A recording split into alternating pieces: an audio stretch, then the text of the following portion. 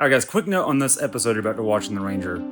You'll see us struggle with something up here, one up on the hill, and some of our remarks are going to be off the cuff to some people. They're going to be a little rougher than you might want them to be, or they might be what you're looking for. I don't know, but what we have done here rings true with one of the main tenets of our show, and it's that we will never lie to you. We're never going to tell you something that didn't happen happened, or something that happened didn't happen. And what you're about to watch is exactly what happened.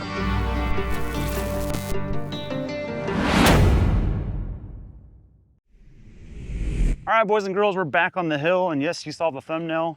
We are wrapping up the Ranger. This is its exit interview, and we figured it all started right here. Day one, we bought the truck, and we went immediately up the hill. I think it's the best thing we can do is wrap it in the same way. Here it is in its glorious form. I want Craig to give us a breakdown. How you feeling, Craig? Brian, I'm feeling pretty good because when we first took it up here, it had terrible tires. Yes. It didn't have a lift. Yes. And it didn't have the protection we have now. That is correct. We've solved all those, and well, this is actually gonna be kind of a boring hill test, but it is the proper way to close it out. I love it. So how are we gonna do it, Craig, for its final run? For its final run, we're just gonna give it all the goodies. We're gonna put it in 4 low. We're gonna put the rear locker on because Ford will let you do that whenever you want, even though it wasn't in 4 low. Or 4 high, or 2 high, doesn't matter. It doesn't matter. We put it on whatever we want, and we're just gonna kind of walk up it and just show off how good it is because it deserves that. I love it. Let's do it. All right, she's looking really chewed out now. Let's see how it does. Reminder, 32-inch tires, Firestone Destination XTs. Locker in the rear. Oh, baby. 3-wheel peel.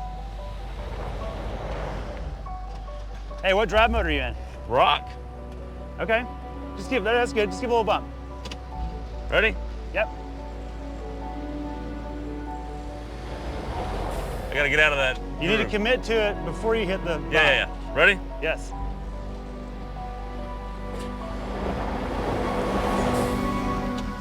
Wow. It's gonna need a little more. Hang on. Back up more. You're letting off when you hit it. At least it feels like that. I'm not. Stay in it. Stay in it. Go. Oh, Brian, come here. What's up? This lightener rack has just been amazing. But let's start with the part right here that gets everybody's attention. It's this gate. I think this is called the gatekeeper. Yes, it is. So if you want to lock this, you're good. But you can open this up and you can actually reach your stuff back here. So we have a lot of overlanding storage boxes and gear and containers.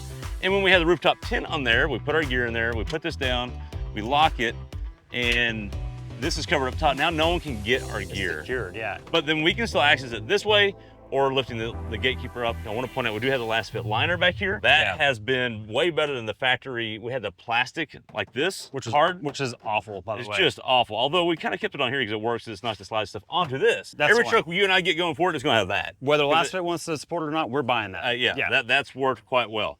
Brian, let's get on to the actual rack itself.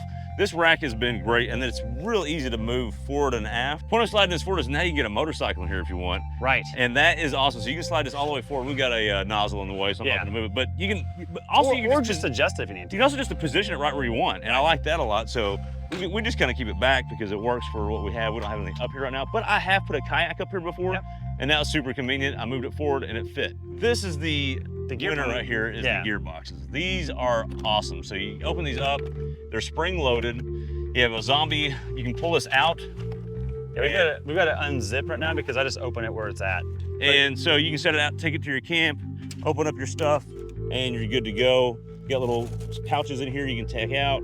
Whatever you're doing, you're done, you're leaving camp, you just start right back in the box. And that's been great. But yeah, we leave it unzipped because we like to be able to access stuff inside. But I think if we were doing a trip tomorrow, Craig, I would make like kitchen box, recovery gear box. Right. So you can just like pull it out to your kitchen table and the hardest part of camping is organizing. That's what this does. The best thing, Brian, is we take this on a lot of dirt roads, as you can see from the stone chips on this thing. But this weather seal, Brian, so you put something in here. Look at that. Whatever it is, it's been convenient for just everyday use, like groceries and just little things, knickknacks. You have everybody in the room, in the cab, you don't want to take up space in there, you throw it in here, you put it in, lock it if you want, you don't have to. Drive on dirt roads, you get home, you open it back up, it's not dusty. But Brian, I'll just tell you that this rack's probably staying with us. This rack's not going anywhere. Yeah. So, now the next thing we've done, Craig, is the factory Ford accessory, the Ranger stripe. I call it the mustard, chipotle mayo, and ketchup stripe, and it's taken a boring white truck and made it incredible. We get looks and attention, that and this. Between and the those wheel two and tire, things, people literally stop us at gas pumps all the time asking us that. I hear Ford bleeping Ranger all the time just getting gas all the time, and it cracks me up. It's hysterical. Wheel and tires is the next big thing, Craig. We have the Rock Tricks wheels on here, which these are not a sponsorship. We bought them and we love them. We like them a lot. We're probably gonna work with them on our next build. It's been a good wheel. It's these are I think 128 a piece at the time, and it's like a method that's affordable. And as you can see, we've scuffed them up. We've had them on rock trails, and they've just not faltered whatsoever. And they're easy to clean, very durable. No complaints. I do actually like the lip on it. It's a bro lock. It doesn't have a bead lock, but they do sell bead locks. But this acted as a handle when you're rotating tires. It was super easy. You can just stand up and go boop, pull it off. Now what's wrapped around it, Craig, is the single best performance enhancement we've done to the truck, and that's the Firestone Destination XTs. These are about a 32-inch tall tire. They are quieter than the factory Wranglers, and they grip on the dry and dirt 2 or 3 times as much. I'm just being honest with you, it just does. It just two-wheel drive up this hill because it had this tire. The factory tire would not do that.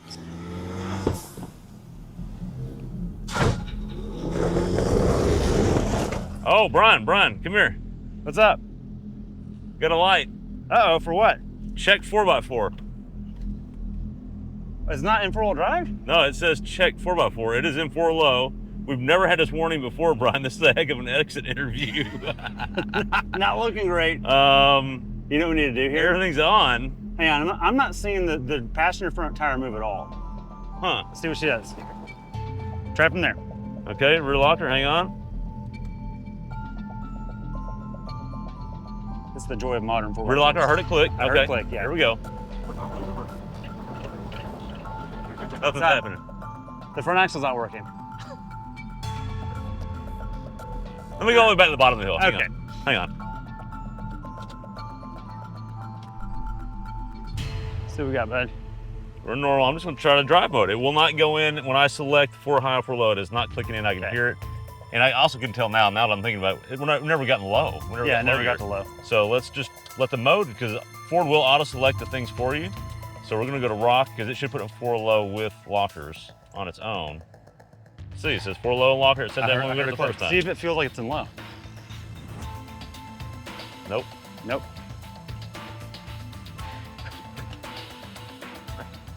What in the Hades is going on here? Craig. Look, we don't lie on this show. We're not going to take this out. This is what it's been. This has been our experience with it. We've never had this problem. Ever. It's been a great wheeler. It's been dead reliable. Yeah. As far as that part goes. Yeah, now it's just, the 4-wheel drive is just dead. All right, guys, I'd like to pause this episode and let you know about today's sponsor, Lasfit LED. Let me show you what we're doing here real quick. So this is our LR3 that we use for filming all the time. And one of my complaints with it is that these taillights look really outdated. They haven't faded, but the bulbs are just halogen and they're really not great, and the backup lights don't work very well. So these marker lights are actually going to cover, they're embedded down here and then over here. So you're going to see those as marker lights. That's what these guys are. And then you've got some backup lights right here. You've got 4 of them. So it's 8 total bulbs, because there's 1, 2, 3, and 4 bulbs in here to make this thing work right. Let's throw it in and see what we got. All right, there's the old ones. There's the crispy new ones that are substantially brighter. Look how crispy that is. And also, that's just the hazard lights and brake lights. And it's lighting up the whole street. So here's the backup lights again. We'll turn the take-home lights on. Hi-oh. That's a huge difference. You can actually see the tire marks in the driveway. It's so bright. Oh, well, there you have it. You have the old halogen incandescent style bulbs, or you have the crispy new LEDs, which are kind of blinding. It really takes age off of cars like this.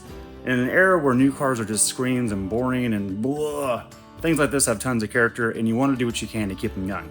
Thanks to Lasfit for keeping our truck young. If you want some for yourself, check out the link below. Coming up to the cab, Craig, we got to talk about Lasfit once again. Check those puppies out. Those are a game changer, and I'm going to do my best to run these in every vehicle that we have as well, because they overlap everywhere and keep mud off of things. Super important to keep this thing fresh. I do like that a lot. The interior stock, other than this ditch light button right here, this is the Cali Rays ditch light kit. In fact, you want to pop that hood, Craig? Okay, come on down. Let me show the people. This is a side shot pod from Cali Rays. We have a link down below if you want one. I'm in love with these.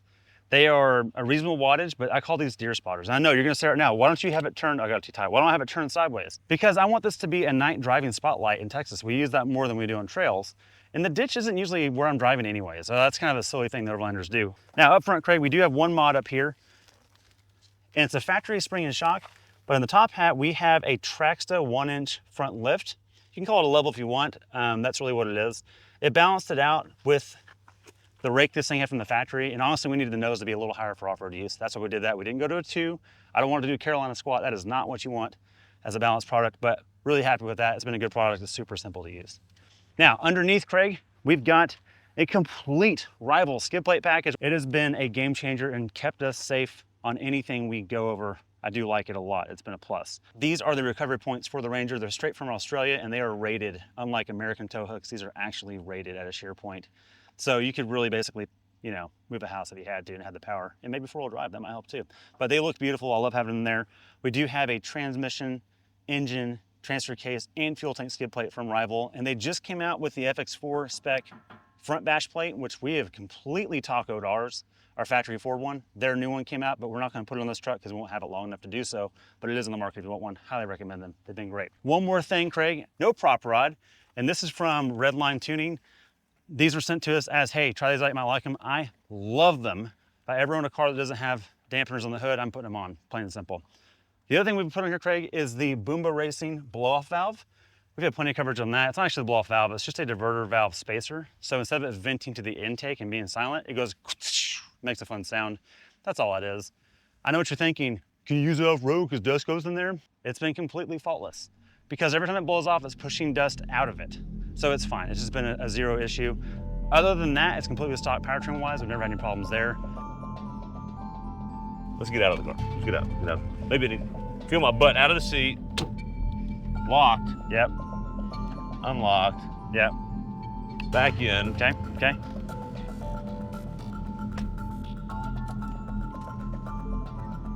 I'll even put my seatbelt on. All the nannies will be happy with you. Okay. Okay. So let's clear this.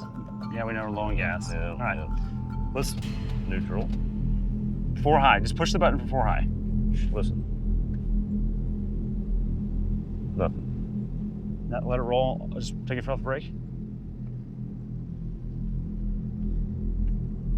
Let me go forward a little bit. Hang on. Nothing. It's No. not in 4-wheel drive. No. Okay, well, breaking news, the 4-wheel drive is broken on our 1-year-old truck. If you don't mind, Craig, with your head between your legs, will you take the bypass line if you can, and I'll meet you up there. Will you at least let me know if the rear locker works when I go up there? Oh, that's been working the whole time. It has been? Yeah, Okay, yeah, it's okay. working We the are whole getting, time. at least we're getting that. Well, put that on. And that's not nothing. Do a little bit of momentum. Because look, I'll tell you this, Toyota wouldn't let you do that. Yeah, that's a good point. If this is a Toyota and we couldn't go to 4-wheel drive, like some Fords don't let you do, you couldn't get the locker at all. So let the locker get you up the hill, Craig. Okay, let's do it.